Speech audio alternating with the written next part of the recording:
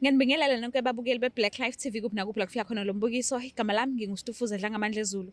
Lezi izigameko zempilo. So today ngivashele sisi wami uzongichazela kabanzi ukuthi bamgila ngani nanokuthi-ke ingabe usahila yini. Asike simuze ukuthi ingabe usiphatheleni, sabona? Kunjani? Ngiyaphila. Ngi-right. Nami cosondeza kancane umbhobho wakho. Oh, alright. So, ngicela ukwazi igama nesibongo nendawo obuya kuyona. Igama nguHlopsile, isibongo kwaGumede. Okay. Ngiphuma phansi ejozini kaMhlaba Lingane embundini isigodi kodwa kaMhlaba uyalingana? yes. Bake bathi umuthi bawumba egcekeni, is it true? Yes. Niwumba la?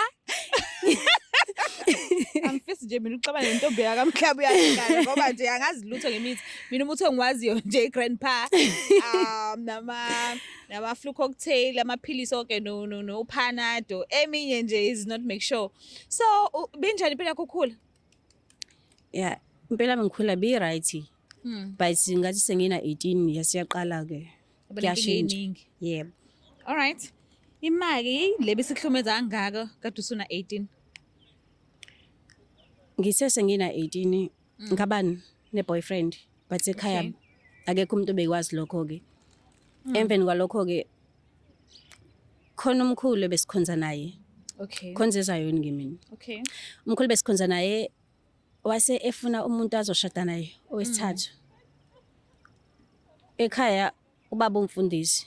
Okay. Lo mkhulu umvangeli. Bakhuluma nobaba ngendlela bakhuluma ngayo. Ubaba wasemnikeza mina ngoba bengisayintombi.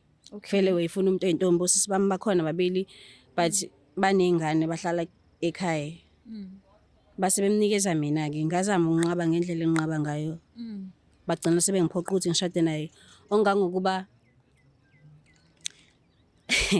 uyayazi lento yokuthi kube khona isiguqo kubizwa abaprofeti abathandazi. Yes. Kodwa abathandazi bamanga. Bayiplana lento abayiplanayo benza isiguqo ekuthenini kuthiwa mina banesibonakaliso sokuthi kumele ngishade nalo baba ngoba mange njalo ngizoshona. Hayi le bonakaliso. So manje isiguqo seze ekhaya la uzala khona noma mhlambe inini enanihambile na nje endaweni enesiguqo. Abathandazi bababiza beze esontweni. Okay. Uma befika esontweni la sikhonzela khona ngoba vele babetsheliwe. Base bethatha ubaba bemfaka phakathi bamtshela ukuthi kunengane yakho kumele ishadelwe. Mekumele ishade but kumele ishade nomvangeli. Lokho isibonakaliso nje sivelayo. Lengane kumele ishade ingane engenayo ingane kulezi ngane onazo. Kwasi kuyacaca ukuthi imina kodwa futhi kwakuyinto kade le. Ikhulunyiwe. Emveni kwalokho ke ubaba wayefuna ukuthola imali. Okay. Wayithola. Wathi mase itholile wathatha umamncane washiya umama. Imali wayidla nomamncane. Ha usemshiyelani kuma? Wayesethola omunye nje. Umakoti omncane. So wayefuna le mali le wena ozolotshelwa ngayo yena ayiqhumuze nomamncane. Kusho ukuthi wayefuna yona. Ngoba emveni kwalokho akazange zihlale. Ngalesi sikhathi lesi uphoqelelwa kumuntu okwakufanele ulotshelwe uyena. Uma ubekuphi lapha and ubethini? Mhlawumbe ngabe uke wamkhalela noma nje bowuza lokho ulalela lokho ubaba kushoyo. Ngazama uma ukukhala kuyena uma vele engahambisani nakho. Kodwa ngaso sonke isikhathi ubaba umethatha isinqumo. Wenza sure ukuthi uyasigcina. Noma ngakuthiwa sisihlukumeza kangakanani thina sonke ekhaya. Mase right kuyena nje. Uma si right kuyena wenza sure ukuthi uyakugcina lokho. Yo. So mhlambe ayikho indlela bongenza ngayo ukuthi ubaleke mhlambe uyohlala komalume noma nje ezihlobeni nje thizeni. Mungenayo iplan enjalo. Umalume umngani kababa. Umuntu bengabalekela kuyena ngiyena but babevumelene naye beyazi lento le. Futhi ke ngangithembisa ukuthi yena makuthiwa ngisigcinile sibonakaliso vele ngizofa. Nami phela bengikusaba ukufa. Ngase ngiyavuma ke. But ubungacabanga ukuthi vele ukufa kuyingubo vele esoyimbatha sonke. Ayekho umuntu ohlala emhlabeni iphakade. Ngokuthi ngangitshela ukuthi ngisamncane ongenzeka angizukusheshe ngifa manje. Uma kukuthi ngiyenqaba lento le wasifu sengiyafa. Ungakazenzi izinto ofisa ukuzenza empilweni yakho. Yeah. Okay, no ngiya-understand. Manje-ke mabehlanganisa-ke nalomuntu-ke okufanele nje akulobola. Ngosuku lokuqala kwabanjani? Nanikuphi? Nini kanjani? Kwenzakalani? Uma exoxa nje uxoxa uthini nawe? Ugugile phela umuntu. Angihleli. Ngosuku lokuqala kushuthi-ke lesikhathi sekugoduka-ke basithatha-ke ngangena emotweni sahamba saya khona emzini wakhe. Kunendlela esanda nakwakhiwe yakhelwe mina. Hawu, okay. Masifika-ke khona izinto esasithengelwe zona ekhaya safike sayideliver bayifaka phakathi kule ndlu lena. Okay. Then ngiyasaba futhi ngimncane. Ngangena nje ngahlala then waseyeza-ke kumina-ke ingitshela ukuthi ngizoyijwayela le mpilo. Hayibo. Wasenza umathanda nje. Kodwa ngingazange ngize ngivume. Kodwa ngoba ngase ngishadile ngagcina sengikwamukela lokho. So walotsholwa kwase kwagxunywa washada. Ngalotsholwa mina Noma kwangaphela ngisho inyanga. Kwenzakala. Kwathe ngaqeda ukulotsholwa nje akaphela ngenyanga ngashada. Hawu. Ngoba vele kwakuyinto ekade beyikhulumile. Kwakumshado onjani lowo? Kwakumshado wesiZulu. Oh kuphela. Yebo. Manje akufiki nje ukuthi lo muntu nje mhlambe umbalekele nje.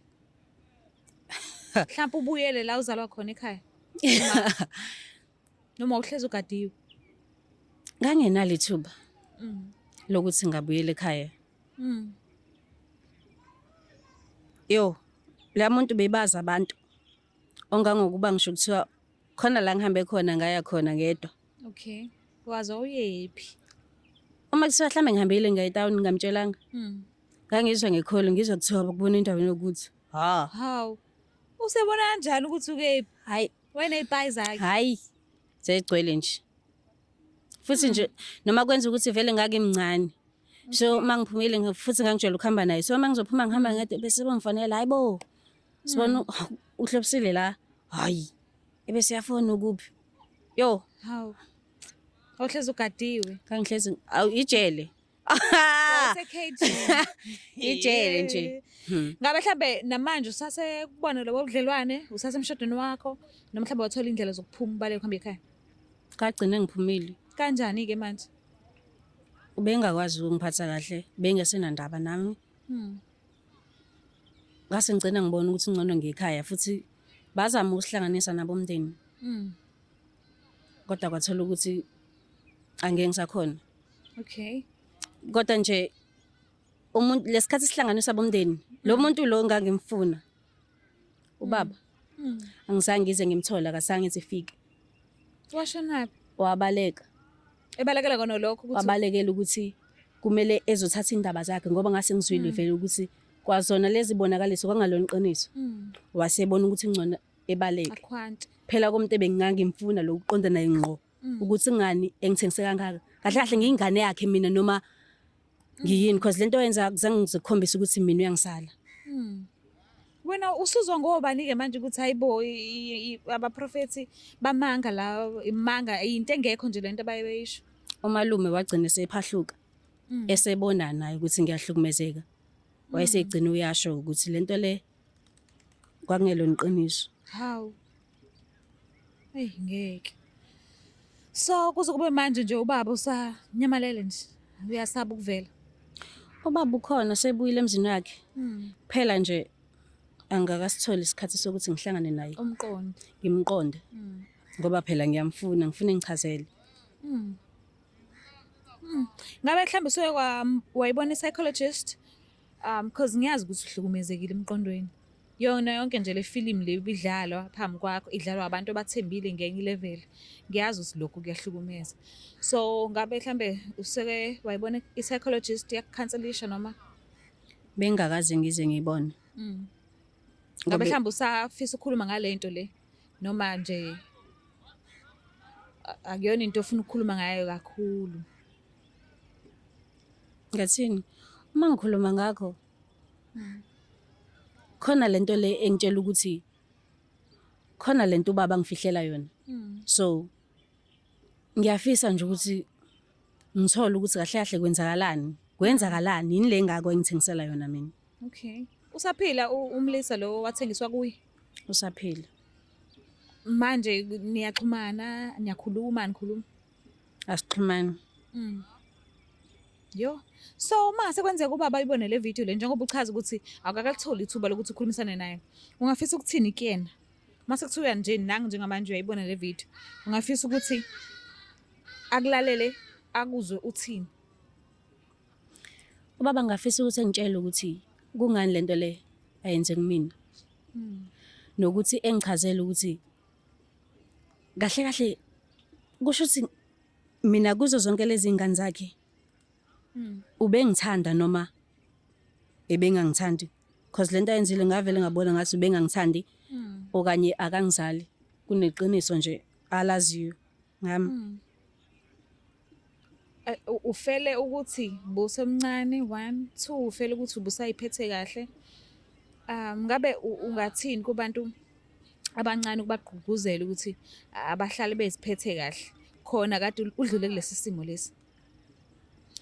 Into engabatshela yona nje ukuthi uma kuya ngokuthi bakuthathele inqumo noma ngakuthiwa labo bantu ubahlonipha kangakanani, uma zingahambisani nenhliziyo yakho, uma lonto leyo ungayithandi akufanele ungene kuyona, ngoba ekugcineni usuku uwedwa uma usukhala zonke inkinga obhekana nazo basuke bangasekho, bona basuke sebejabule nje bekutholile kade bekufuna phele kanjalo. Usale enkingeni wedwa. Usale enkingeni, usale nento owazi kamhlophe ukuthi angeke futhi iziphinde ishintshe noma ngakuthiwa usuyafisa ukuthi impilo ibuyele emuva but into engeze yenzeke leyo. Ngikufisela inhlanhla. Meke ukuthi mhlambe uyasidinga isikhathi ukuthi uhlale phansi ne-psychologist, singakunikeza sona only if kodwa uyavuma. Singakubhukhela i-counselling, angeke uzukhokhe. Uyazivumela? Ngiyabonga. Alright. Ngikufisela inhlanhla-ke masushaya i-date yakho ukuthi uyibone mhlambe leyo nto leyo izokwenza ukuthi uhile, ube right, uphinde uzithembe futhi njengomuntu wesifazane futhi. Yebo. Mbuke lapha ekhaya, yo kubuhlungu sikuzwayo today. Ngiyacela ukuthi ungakhohlwa ukuthi usubscribe, ulike, ushare, mina ngiyanthanda kakhulu. Bye. It's the Black Life TV.